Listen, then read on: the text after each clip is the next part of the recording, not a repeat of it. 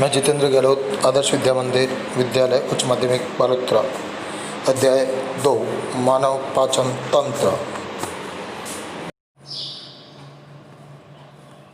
मानव तंत्र का सामान्य ज्ञान, आहार नाल व मुख।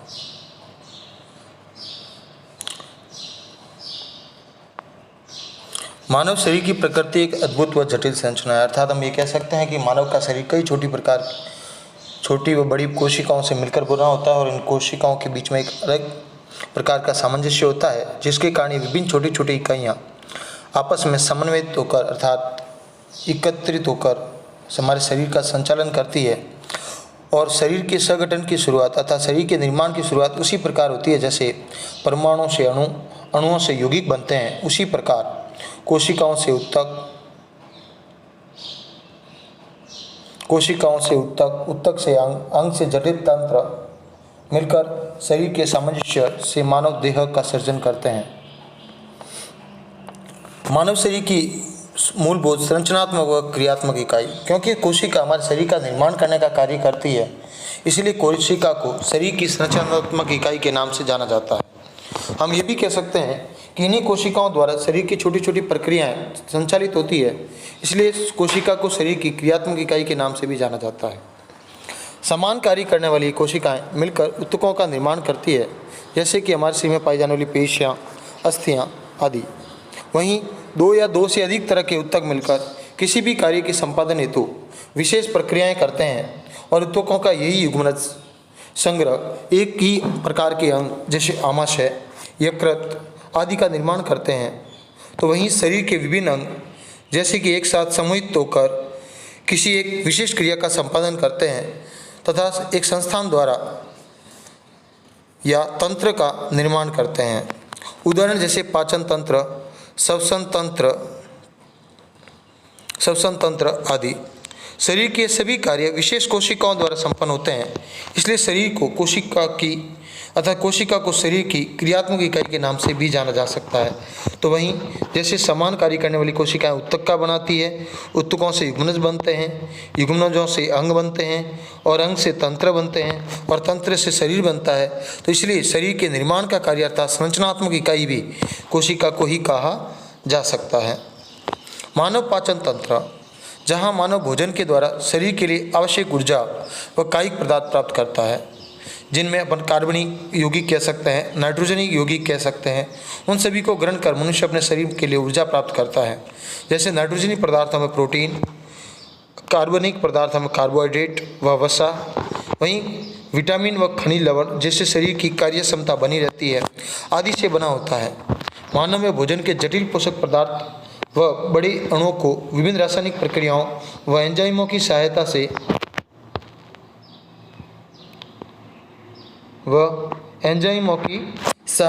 सरल छोटे व घुलनशील पदार्थों में परिवर्तित किया जाता है।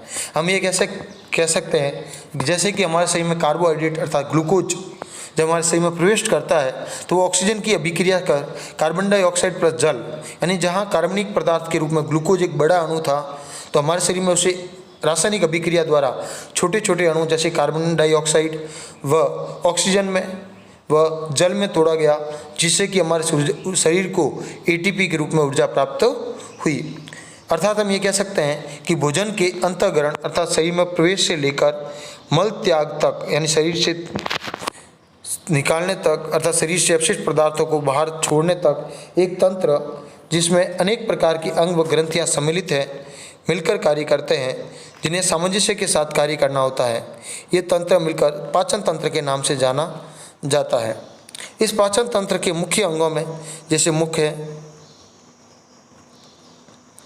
ग्रसनी, ग्रास नली, आमाशय, छोटी आंत, बड़ी आंत, मलद्वार आदि भाग इसमें मुख्य रूप से कार्य करते हैं। तो वहीं लार ग्रंथि, यकृत ग्रंथि, अग्नाशय ग्रंथि आदि भी ग्रंथियाँ भोजन को पाचन करने में सहायक होती है और पाचन कर उस भोजन को सरल कार्बनिक पदार्थों में तोड़ने में सहायता करती है। जिस प्रकार हम देख सकते हैं एक मानव पाचन तंत्र जिसके अंतर्गत मुख गुहा, लार ग्रंथि, ग्रसनी, ग्रास नली, यकृत, पित्ताशय, अग्नाशय, सुदांत्र व बृहदांत्र देख सकते हैं आप। वहीं 3 ग्रंथियों में जैसे पित्ताशय ग्रंथि, आमाशय, व बीच में उपस्थित अग्नाशय और वहीं मुख में पाई जाने वाली लार ग्रंथि, ये 3 प्रकार की ग्रंथियाँ हमारे शरीर में पाई जाती है। हमारे शरीर में मुख्य रूप से आहार नाल के रूप में, अंगों के रूप में सबसे पहला जो कार्य है आहार नाल का, वह है भोजन को सरलीकृत कर पचाने में सहायक करना। वहीं पाचित भोजन का अवशोषण कर उससे ऊर्जा प्राप्त करना। वहीं आहार अर्थात भोजन को मुख से मल द्वार तक पहुंचाने का कार्य भी हमारे शरीर के आहार नाल द्वारा किया जाता है। ये आहार नाल पाचन तंत्र के सभी अंगों से मिलकर बनती है, जो मुख से शुरू होकर मल द्वार तक जाती है। ये करीब 8 से 10 मीटर लंबी नली है, जिसे पोषण नाल या आहार नाल के नाम से हम जान सकते हैं। अर्थात पाचन तंत्र के प्रारंभ से लेकर उसके अंतिम तक की सभी अंग व ग्रंथियाँ मिलकर आहार नाल का निर्माण करती है।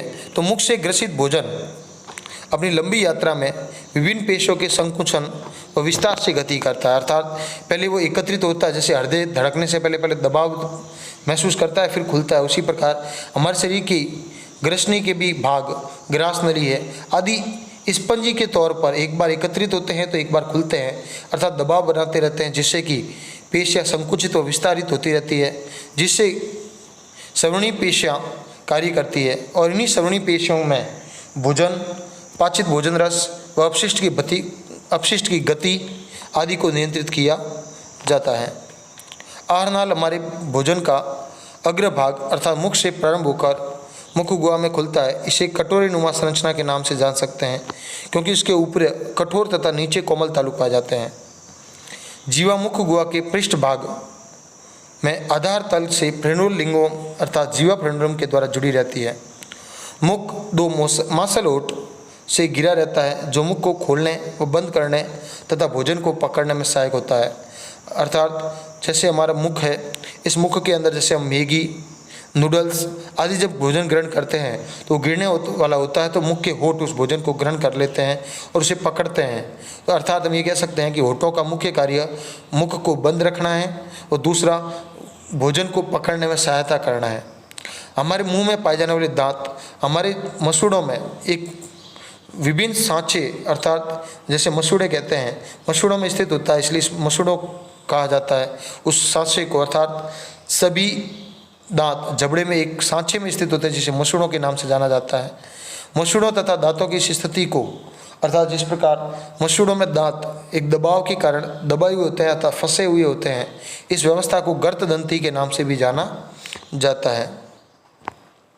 मनुष्य के जीवन काल में 2 प्रकार के दांत होते हैं, पहला अस्थायी व दूसरा स्थायी। अस्थायी दांत वे होते हैं जो बच्चे के जन्म के समय के बाद पहली बार उसके शरीर में निर्मित होते हैं और जो कुछ ही उम्र के पश्चात धीरे धीरे वापस पुनः गिर जाते हैं और उसके पश्चात उसके शरीर में पुनः दांत आते हैं, जो कि स्थायी प्राप्त होते हैं।